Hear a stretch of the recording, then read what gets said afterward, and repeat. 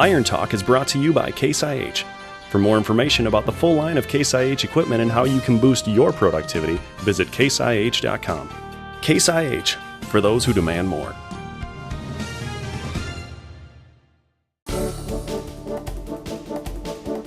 When you're incorporating herbicides, how deep is too deep?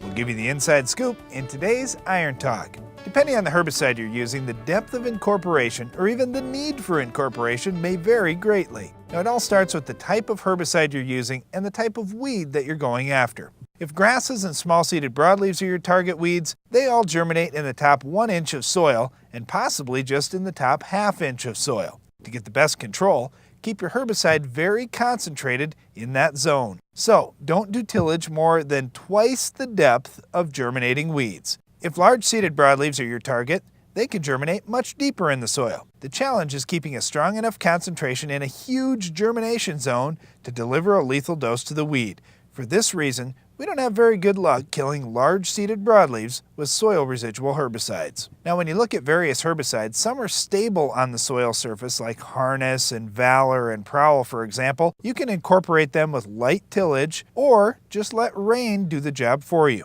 Now, some others like Treflan and Sonalan can't lay on the soil surface at all, so you need to incorporate those a little bit deeper. Fortunately, those products move around in the soil a little bit as well, so they're pretty forgiving even if you get your tillage a little too deep. Now, for the most part, any incorporation should be done with a field cultivator or a soil finisher with the main goal of mixing the herbicide evenly in the soil. Now, incorporation should be done at a 2-inch depth to a maximum of a 4-inch depth. If you need to do tillage deeper than that to get a level seed bed, then you need to do 1 pass of tillage before you put on any herbicide, and then incorporate your herbicide with a 2nd pass. Now, there are a lot of details to explain with the wide range of herbicides that are available, so keep watching Ag PhD this spring as we'll discuss many of those differences. That's all for today's Iron Talk, and now back to the show.